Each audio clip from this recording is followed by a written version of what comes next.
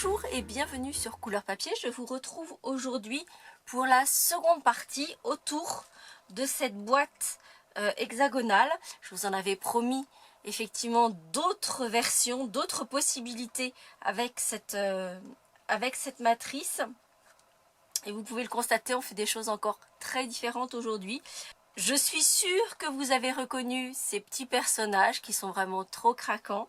Pour une décoration, pour un anniversaire par exemple, pas forcément pour des enfants parce que c'est pas forcément leur génération, mais effectivement plutôt des trentenaires, quarantenaires qui ont connu les petits jeux Pac-Man qui semblent forcément très ringards aujourd'hui aux générations qui ont des choses très évoluées et très designées. Nos petits Pac-Man effectivement font triste figure, mais ils étaient super craquants et je suis sûre que ça aura un petit aspect régressif, souvenir, Madeleine de Proust peut-être même, si vous faites une décoration d'anniversaire pour quelqu'un qui est encore un petit peu geek et que vous lui faites des décorations avec des petites boîtes comme ça en Pac-Man avec les petits fantômes et le Pac-Man, je suis sûre que ça fonctionnera très bien. Et puis l'autre projet que je vous propose, alors on est aux antipodes ici, on est dans les souvenirs d'enfance, dans quelque chose de très ludique. Là je vous propose une version vraiment très romantique que j'ai imaginé. Alors il peut y avoir plein d'utilisations, mais je l'ai imaginé peut-être dans le cadre d'un mariage, pour les décorations de table, pour vos petits cadeaux d'invités. Ça se fait beaucoup en ce moment d'offrir des petites plantes grasses à vos invités. C'est quelque chose qui reste. Donc c'est vrai que c'est quelque chose qui plaît beaucoup, qui est éco-responsable. Enfin voilà. Et donc ça fait une petite boîte qui a plus une allure de jarre, puisque vous voyez qu'il y a un petit col en haut. Alors ici, simplement pour vous montrer, c'est de la récup. Ici, c'est un petit bocal avec des décorations pour la pâtisserie avec des petites perles nacrées. Mais vous voyez que ça rentre impeccablement dedans, ce qui va vous permettre de pouvoir mettre des petites fleurs ou mettre de la terre dans le petit bocal et puis mettre une petite plante grasse qui va apparaître par-dessus, puisque vous voyez que notre jarre est décorée avec une plante grasse qui est vraiment... Je la trouve très belle, elle a un aspect assez réaliste que j'aime beaucoup. Et puis, comme c'est pour un mariage, je voulais mettre un petit message sur le dessus. Et en fait, en commençant à faire une bannière, je me suis dit, bah oui, mais c'est dommage parce qu'on va cacher le travail que l'on a fait sur cette fleur qui est superbe. Et donc, j'ai choisi de faire cette bannière complètement transparente, donc dans du papier fenêtre. Ce qui veut dire qu'on va pouvoir mettre le message dessus, mais en gardant toute la beauté de la fleur que l'on a réalisée. Et puis si on réalise ces petites jarres effectivement pour un mariage, on pourra noter au dos les prénoms des mariés, la date du mariage, etc. Et donc je vous invite à me suivre pour réaliser ces deux nouvelles versions. Alors on va commencer par nos petits amis Pac-Man. Comme j'ai déjà fait un Pac-Man, il y avait un Pac-Man et plein de fantômes, donc on va refaire un fantôme. Ici je l'avais fait, alors vous voyez les boîtes sont maintenues par une petite ceinture transparente pour qu'elle soit la plus discrète possible et ça permet de maintenir nos petites boîtes fermées. Ici ce petit fantôme je l'ai fait avec le même format que la petite boîte qui s'ouvrait ici, mais avec une fermeture avec des boutons. Donc c'était ce format là que j'ai utilisé. Pour vous montrer l'étendue des possibilités avec ce set de matrices, je vais vous faire en fait la boîte que j'ai faite avec le Pac-Man, mais je vais en faire un fantôme. Et vous voyez que notre petit Pac-Man s'ouvre non pas dans la diagonale, comme c'est le cas ici. Donc vous voyez qu'ici l'ouverture se fait entre deux angles, mais l'ouverture ici se fait au milieu d'un côté. Donc on a encore quelque chose de différent. Et je vous invite à me suivre. D'abord pour réaliser un petit fantôme avec sa ceinture transparente. Donc avec ce format-ci, donc avec l'ouverture ici dans le milieu. Puis ensuite nous réaliserons la jarre avec sa plante grasse sur le dessus. Pour faire un fantôme, il faut forcément partir d'une base noire. Puisqu'en fait les fantômes, on ne voit que cette partie-ci finalement dans le jeu. Donc on aura besoin d'une page A4 coupée en son milieu. Donc on a 21 sur 14,85 pour les deux morceaux. On aura besoin de petites chutes blanches et noires pour les yeux. Et on aura besoin d'un papier de couleur pour faire la couleur de votre fantôme. Donc c'est l'occasion d'utiliser plein de chutes de papier pour faire des fantômes de toutes les couleurs. C'est ce qui sera le plus sympa, de faire quelque chose de très très vif. Nous allons donc découper la matrice principale de notre boîte 2 fois dans notre papier noir. Puis dans notre papier de couleur, on va découper uniquement l'hexagone et on va découper également cette matrice qui permet de faire une découpe, on dirait un petit peu une bassine de linge, puisqu'on va utiliser le petit feston qui se trouve ici pour faire les dents de notre fantôme.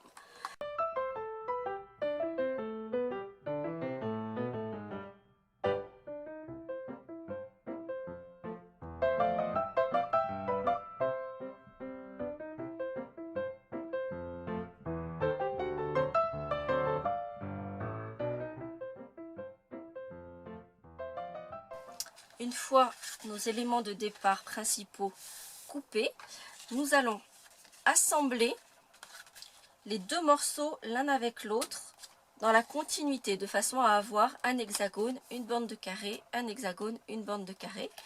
Nous allons également recouper notre hexagone dans le papier de couleur pour ne garder que l'hexagone, c'est-à-dire que l'on va enlever les petits onglets qui sont découpés par la matrice. Quant à notre trapèze festonné, on va le garder tel quel.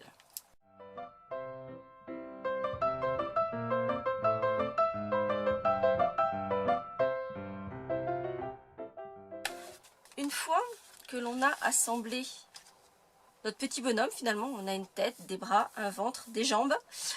On va... Alors, si vous faites le Pac-Man, à ce moment-là, vous allez apposer les parties en noir qui font donc l'effet de bouche ouverte. Et donc là, vous allez découper des morceaux de papier noir, une bande de papier noir de 3 cm de large. Et pour les parties triangulaires, vous allez faire 3 cm sur 8 cm. Et pour la partie centrale, vous allez faire toujours 3 cm de large par 4,7. Bien sûr, vous allez retrouver toutes les informations sur le blog en cliquant dans la barre d'infos pour retrouver toutes les dimensions des différents éléments. Donc pour le Pac-Man, une fois que vous avez les éléments collés comme ceci, vous allez, donc la bouche va se trouver ici, vous allez coller votre rectangle de papier noir sur le papier jaune, sur cette partie-ci, donc sur le carré central, en le centrant bien évidemment. Et vous allez coller donc vos rectangles de 8 cm sur 3. Vous allez ensuite faire une petite marque à 1,5 et le couper en triangle. Et couper un triangle de ce côté-ci, un triangle de ce côté-là. Donc en mettant les parties étroites, fines du rectangle, du triangle sur l'extérieur. Une fois que tous vos papiers pour la bouche du Pac-Man seront collés, on va prendre une règle et noter le centre de nos losanges. Donc un côté de losange fait 4,7, donc la moitié se trouve à 2,35.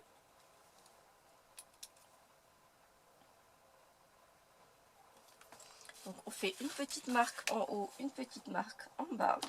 Puis on va prendre notre massicot et on va découper tout le long au milieu, sauf sur cette partie-ci. Donc on va découper un losange, une bande de carré, un losange. La dernière bande de carré doit rester intacte.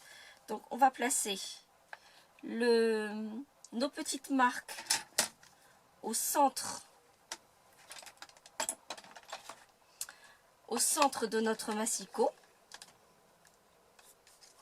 Donc on fait attention à ce que ce soit bien centré. Et on va découper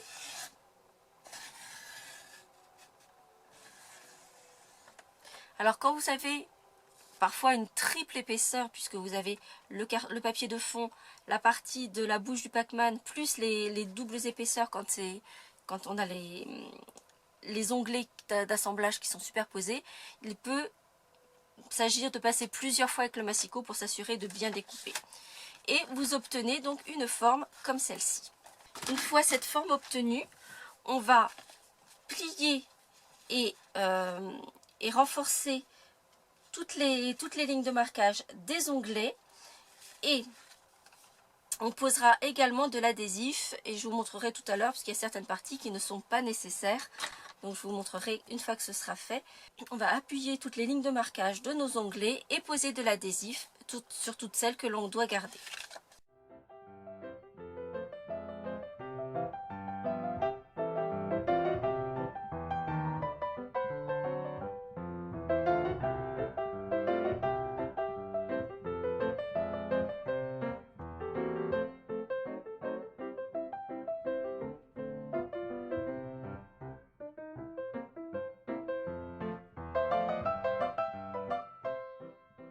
Comme vous avez pu le constater, j'ai enlevé les deux onglets qui se trouvaient donc sur la partie du bas.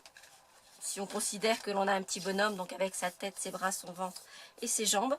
Donc j'ai enlevé les deux onglets qui se trouvaient de part et d'autre aux extrémités de la partie du bas, donc des pieds du bonhomme. Et sinon j'ai mis des adhésifs sur tous les onglets. Et sur l'onglet qui se trouve à l'extrémité, donc en haut de la tête, qui se trouve coupé en deux, je mets de l'adhésif sur les deux petites parties et je vais biaiser la partie centrale. Il ne reste plus qu'à monter notre boîte, donc de la même façon, sauf que ici ça va venir par en bas, ici par ici, et monter donc de la même façon notre petite boîte qui cette fois-ci va s'ouvrir par le milieu. Cependant, avant de monter la boîte, on va reprendre notre massicot, repositionner notre petit bonhomme à l'intérieur de notre massicot sur la partie centrale, et sur la partie que l'on n'a pas découpée, on va pas découper mais on va marquer le centre, puisqu'en fait c'est la partie qui va être au dos et qui va faire la charnière. Donc vous voyez ici. Et étape du montage de la boîte, comme on en a l'habitude, on va enlever petit à petit les protections des adhésifs et monter notre petite boîte.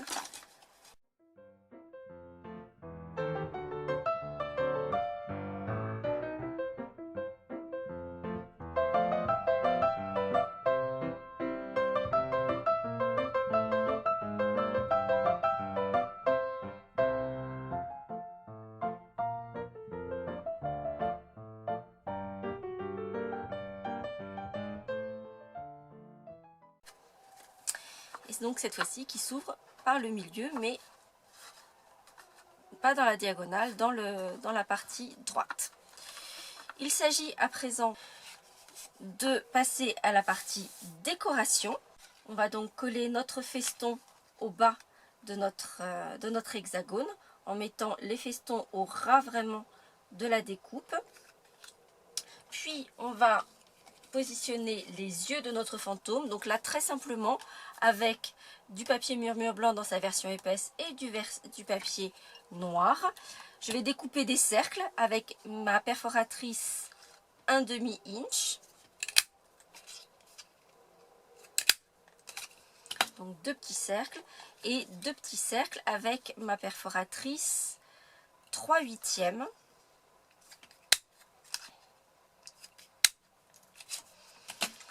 Et je vais simplement coller les pupilles finalement de mes fantômes sur les yeux.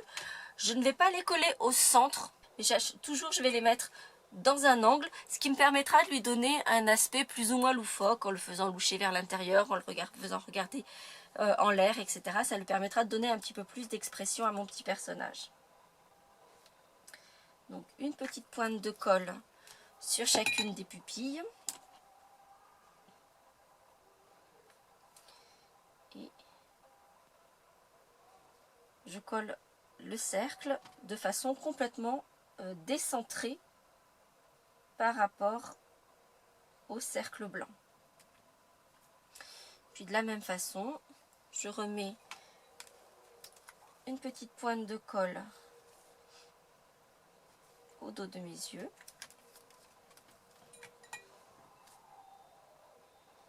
Et cette fois-ci, je vais choisir l'expression que je veux donner à mon petit fantôme, qu'il regarde en l'air, qu'il... voilà.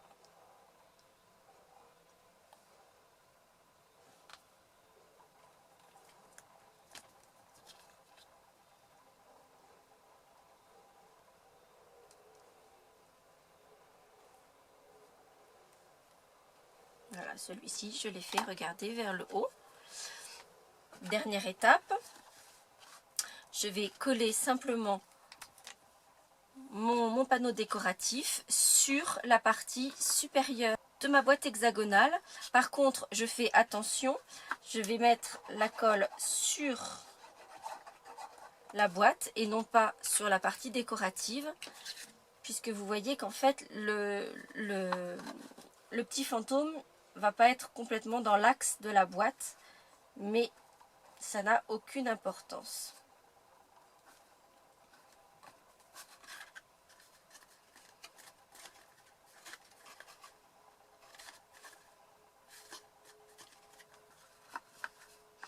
Voilà, donc vous voyez, ça s'ouvre pas complètement au milieu, mais c'est pas grave du tout.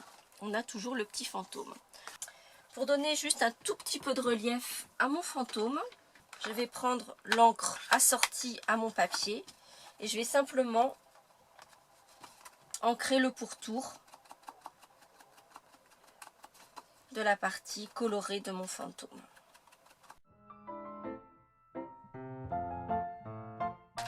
Pour la ceinture qui va maintenir ma petite boîte fermée, j'ai découpé une bande de 2 cm et demi sur toute la largeur de mon papier, c'est-à-dire 30 cm et demi. On le redécoupera, on ajustera ensuite, puisque je vais prendre mon massicot et cette fois-ci je vais marquer mon papier fenêtre et je vais le marquer à 4,7. Donc là encore, vous allez retrouver toutes les mesures sur le blog. 9,4.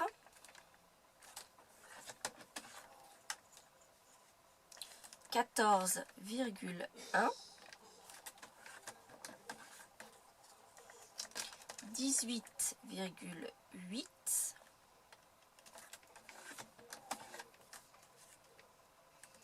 23,9.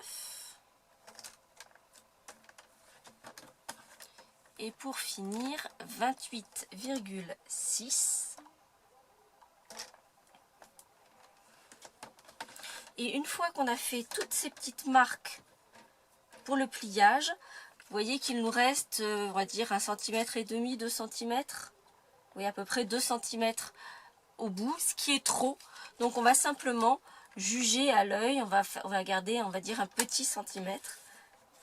Enlever le petit morceau qui est en trop, de façon à n'obtenir qu'un petit onglet d'une largeur normale, on va dire, pour l'assemblage de cette ceinture.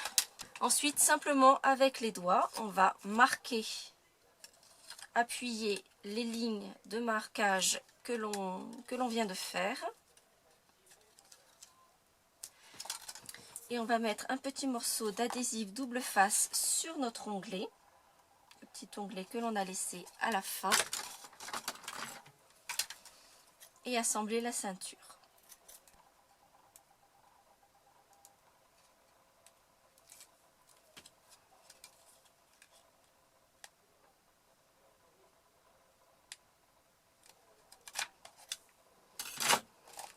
Qui va venir se placer tout autour de mon petit fantôme.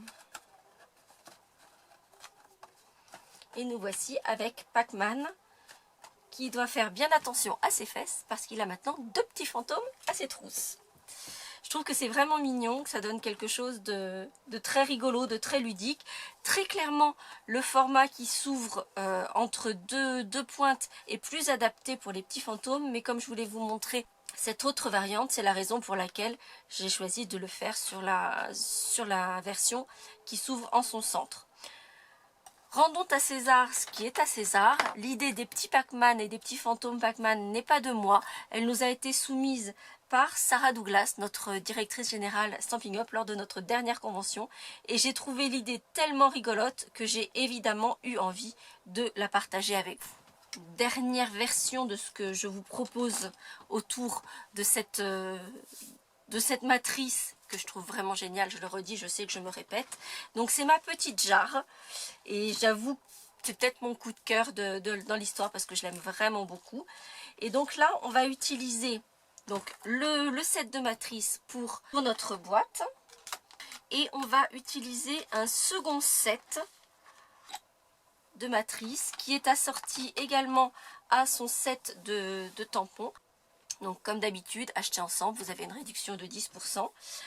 Et qui s'appelle 6 succulentes, puisqu'en fait, ils vous permettent de réaliser, que ce soit en tamponné ou en relief, des plantes grasses. C'est très en vogue en ce moment, et vous en conviendrez, ça donne un résultat que je trouve vraiment très joli, parce que c'est vraiment très détaillé. Nous allons commencer par faire toutes les découpes que l'on doit faire avec la Big Shot. Donc pour cette jarre, nous aurons besoin de toujours nos 2 morceaux de page A4 coupés en 2. Nous aurons besoin de papier. Alors je vais faire une petite succulente un peu différente. Elle va être dans des tons un peu violacés. Donc ici j'ai choisi du papier Galante Glycine.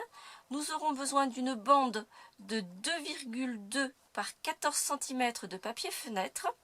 Ça ce sera pour notre petit message. Et nous aurons également besoin d'une bande qui mesure 3,5 cm sur 19,5 cm dans du papier jaune dune pour faire le petit col de notre jarre. Mais on ne va pas le découper directement. En fait, comme c'est très étroit, on va commencer par faire une ligne de marquage à 1,5. Donc en prenant notre massicot avec la graduation sur la droite pour avoir notre papier bien maintenu de l'autre côté. Donc, une marque à 1,5, une marque à 3 cm. Puis on va retourner notre papier et on va le couper cette fois-ci à 3 cm et demi.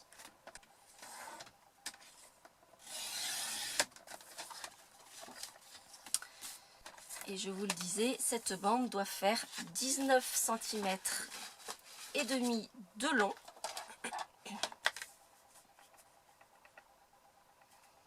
Donc on va pouvoir réajuster la longueur.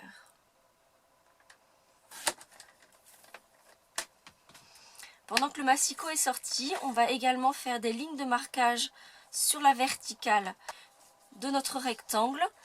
Et ces marques doivent être faites à 4,7,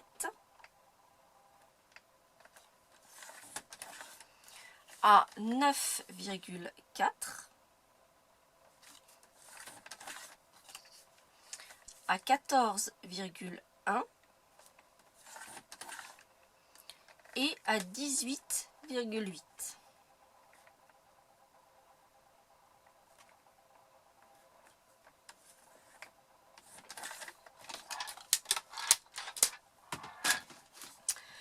Nous allons ensuite procéder à toutes les découpes que nous devons faire.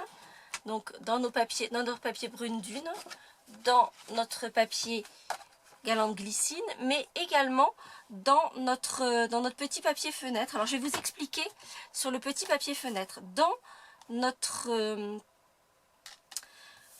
set de matrices pour faire notre grande boîte, on a cette petite matrice qui va nous permettre de découper des banderoles et de marquer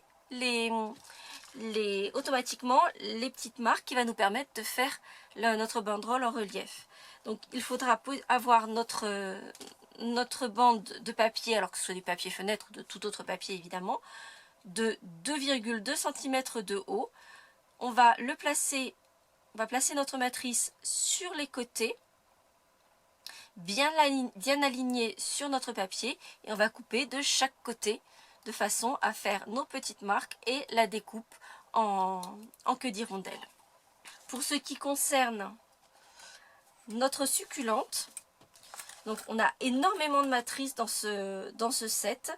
Et en fait on va découper les 3 grandes fleurs plus les 3 petites qui ont un peu des effets de marguerite. Donc on va découper ces 6 éléments.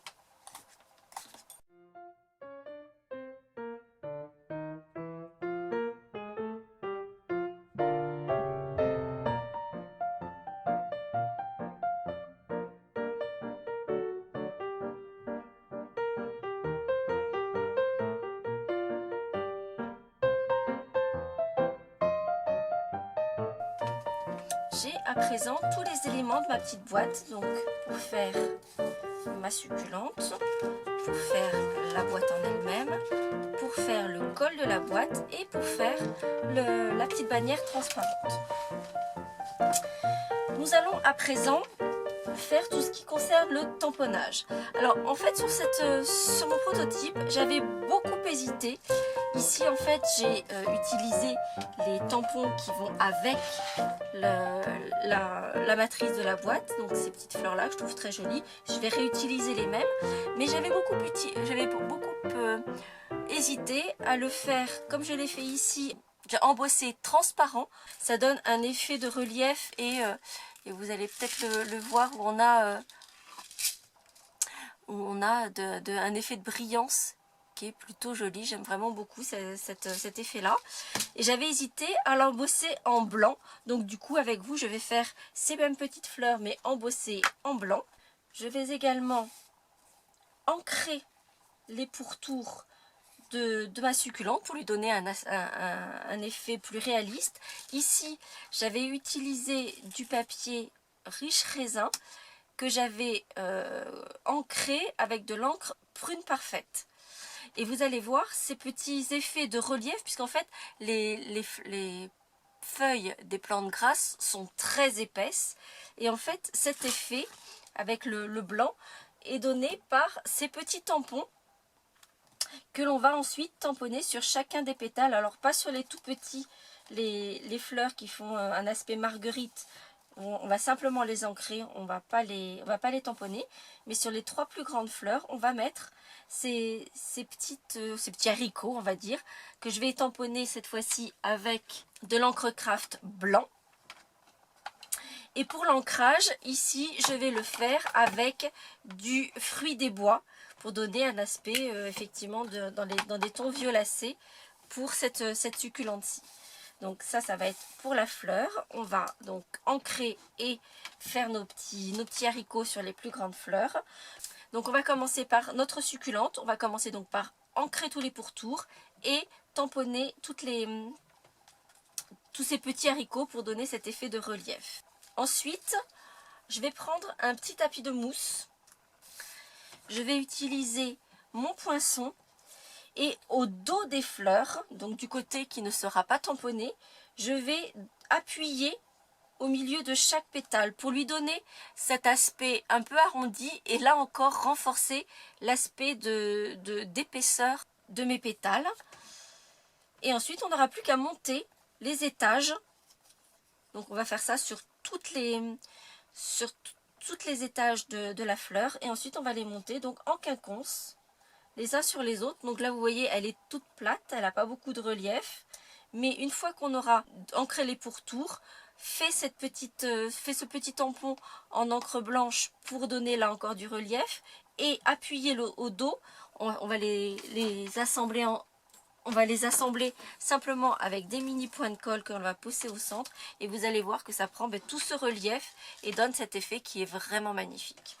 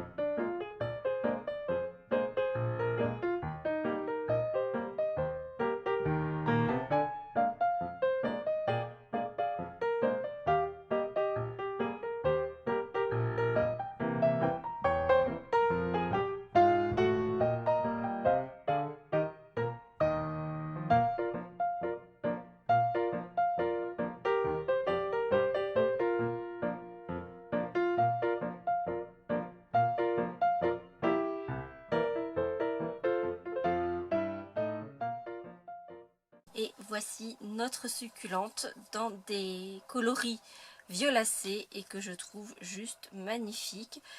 Je trouve qu'il y a vraiment un effet, une réalité dans ces fleurs qui sont de toute beauté. On a vraiment l'impression de voir une plante grasse. Je ne sais pas vous ce que vous en pensez, mais moi je trouve ça superbe. Alors que je ne suis pas forcément une grande fan de plantes grasses à la maison, mais là je trouve que c'est vraiment de toute beauté. Nous allons donc passer à la confection de notre jarre et à commencer par la jarre elle-même. Donc comme vous pouvez le constater, il y a un côté de l'hexagone qui a été enlevé. Et donc c'est la première chose que l'on va faire. On va juste enlever un carré de notre boîte. Et ensuite, on va assembler nos deux éléments comme on l'a fait sur les précédents projets. Donc par le centre.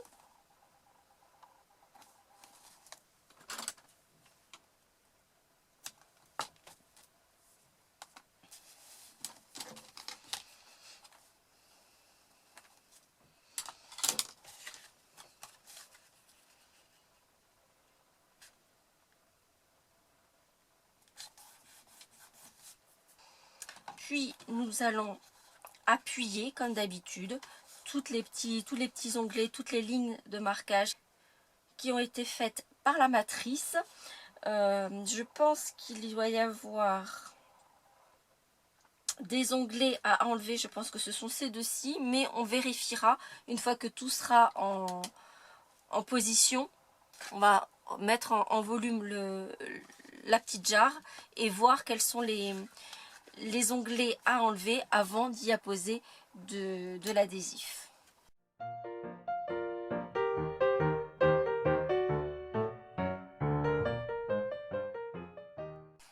Donc notre boîte va se monter comme ceci.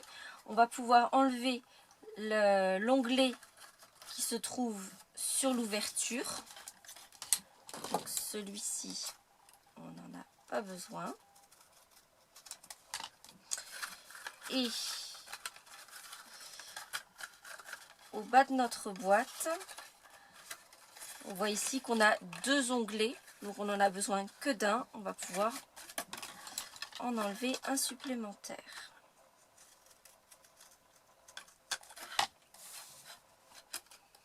Pour obtenir ceci.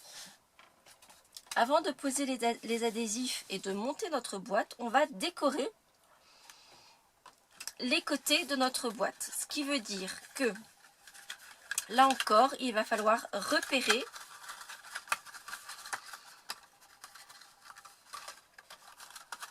comment se monte notre boîte. D'ailleurs, là j'ai encore un onglet qui n'est pas nécessaire.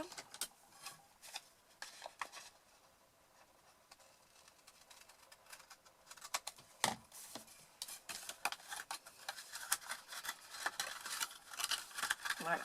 C'est-à-dire que autour de l'ouverture où ensuite on va mettre le col, il n'y a besoin d'aucun onglet.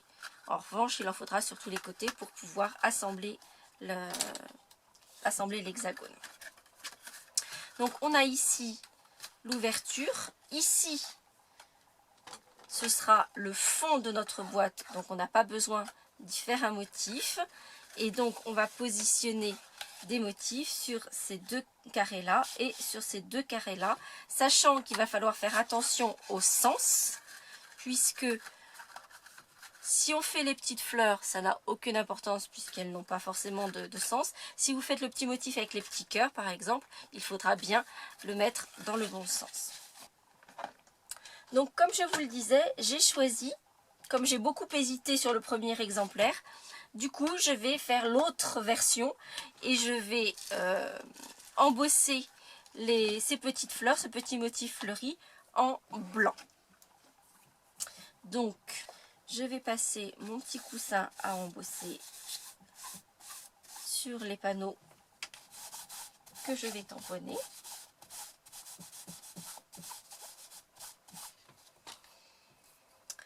Tamponner mon petit motif avec l'encre Versamark, la recouvrir de poudre à embosser blanche et la chauffer pour la faire fondre.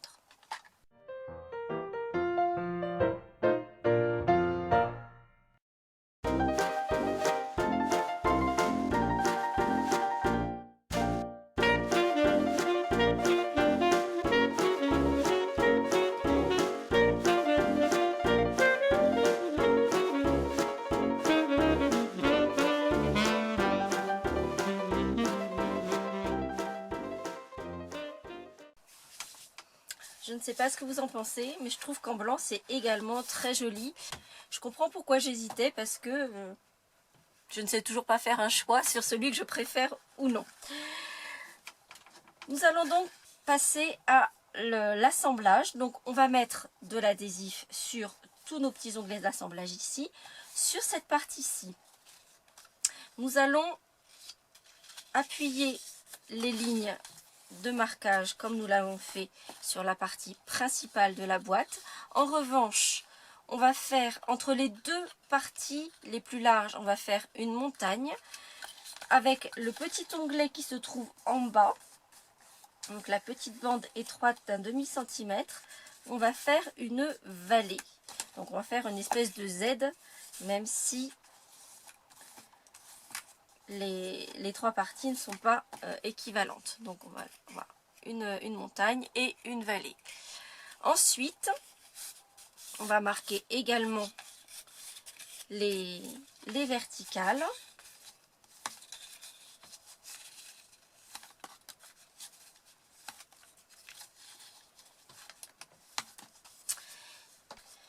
Et donc sur le petit onglet qui se trouve sur l'extérieur, on va garder que la partie centrale et on va légèrement biaiser sur l'intérieur.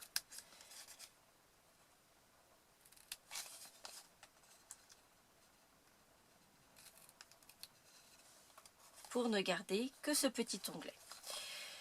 Sur les 4 panneaux les plus larges du haut, on va biaiser mais en enlevant très peu de matière. Donc on va juste couper en V, mais faire un V très étroit. Vous voyez, on enlève assez peu de matière et on va faire ça sur les 3 marques de pliage. On va également biaiser sur l'extérieur.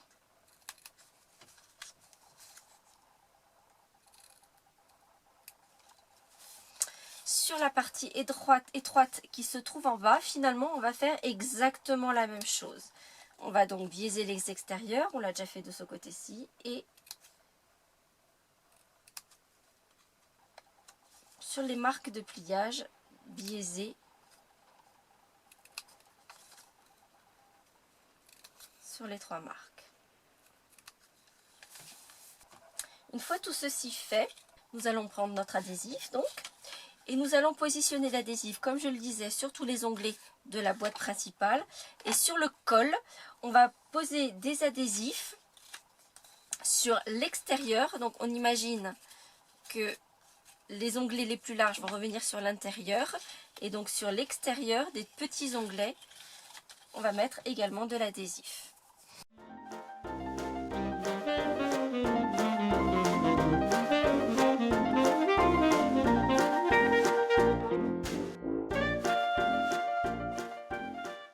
Maintenant, nous avons la partie principale de notre boîte et son col.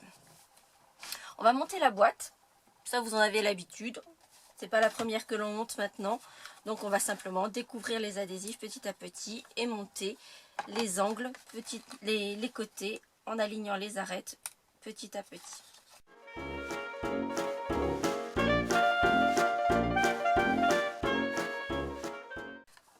Nous avons donc notre boîte avec son ouverture sur le dessus. Nous allons passer maintenant au montage du col et en fait on va commencer par le monter lui-même, ce col, donc le mettre d'abord, faire monter le carré, puis nous allons découvrir les adhésifs. Et en fait, on va faire rentrer ce col à l'intérieur. Donc mon conseil, c'est de rabattre les petits onglets vers l'intérieur du carré, de façon à faire rentrer le col en place. Et une fois qu'il est bien en place, vous allez pouvoir faire adhérer les onglets à l'intérieur de la boîte. Tout simplement. Et puis on va donner un petit coup de plioir pour que tout adhère correctement. Il nous reste à rabattre à l'intérieur ces petits onglets que l'on a fait. En fait, ces onglets, ils ont plusieurs fonctions. Le premier, c'est effectivement de donner plus de rigidité à ce col, qu'il y ait un meilleur maintien. Et puis l'autre chose, c'est que ça, du coup, ça va nous faire un joli bord bien arrondi, non coupant puisque le papier n'est pas accru. Et donc ça va faire un effet vraiment très joli. Et là, on va le faire simplement avec de la colle multifonction. Donc en mettant de la colle sur chacun des rabats.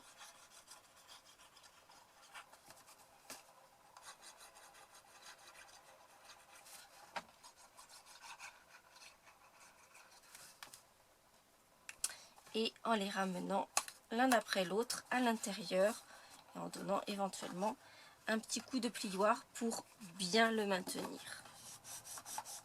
L'autre avantage, c'est qu'également ça va cacher le petit onglet d'assemblage et donc on ne va même pas savoir où est assemblé le col de notre petite jarre.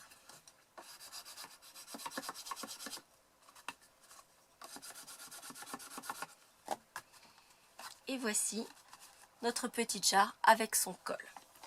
Il ne nous reste plus qu'à poser notre jolie succulente violacée sur le devant de la jarre et puis surtout de mettre notre petit message.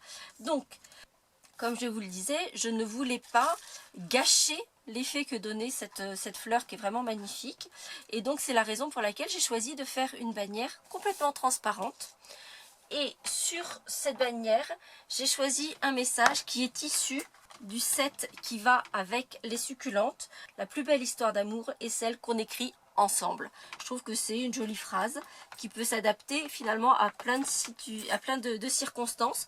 Peut-être nous, l'histoire d'amour qui se trame entre couleur papier et vous qui êtes de plus en plus fidèles. Donc ça me fait toujours très plaisir. C'est un peu ça aussi. Donc, nous allons, pour faire ressortir notre message, eh bien en fait, nous allons l'embosser exactement de la même façon que nous avons fait l'embossage en blanc. Nous allons faire notre message embossé en blanc sur notre bannière transparente. On va poser de la même façon notre petit coussin embossé pour enlever de l'électricité statique. C'est peut-être encore plus vrai quand on a ce papier fenêtre qui transporte énormément d'électricité statique. On va prendre notre encre Versamark, notre poudre à embosser. Alors, petite précaution. D'abord, je vous invite à bien positionner, bien à plat, bien aligné. Et là, le support de travail avec les lignes peut être vraiment un atout pour bien positionner votre message, le positionner bien droit.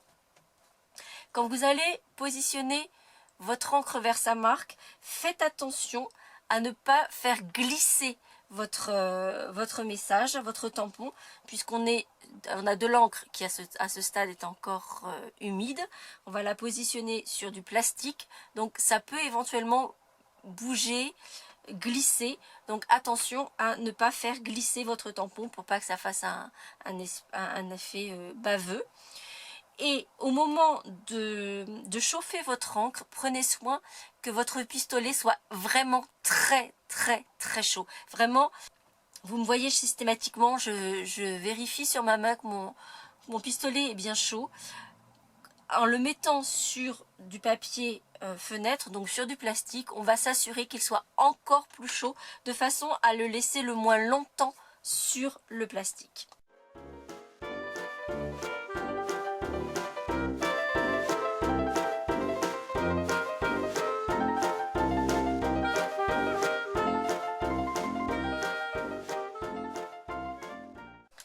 Une fois votre message tamponné et embossé, on va juste renforcer les marques de pliage qui ont été faites par la matrice.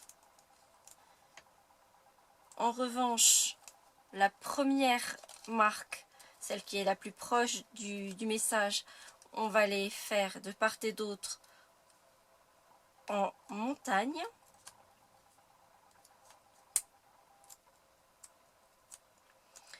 La seconde va être faite sous format de vallée pour faire revenir les pans de la bannière vers l'extérieur.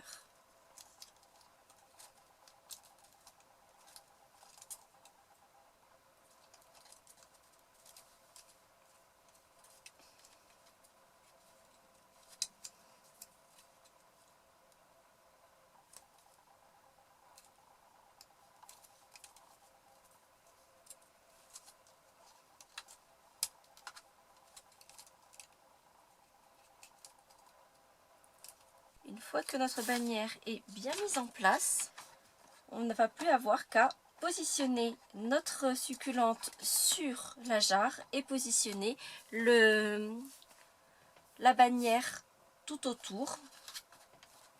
Donc là encore, pour la succulente, je vais utiliser des mini points de colle.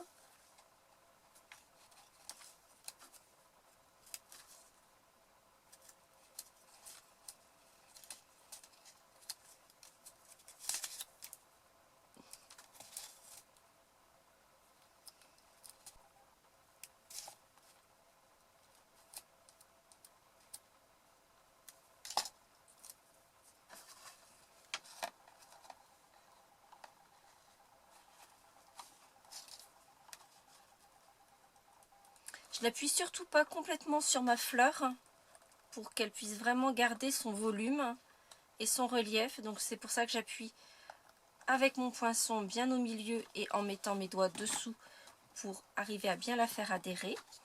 Et en fait, ma petite bannière, alors comme elle est entièrement transparente, forcément on verra un petit peu les adhésifs.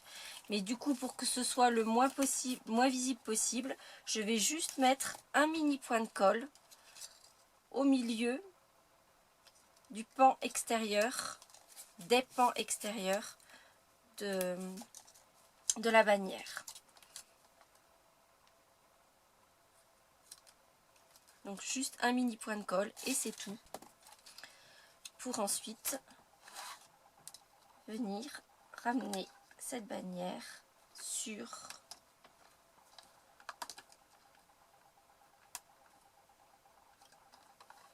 la boîte et par-dessus la succulente.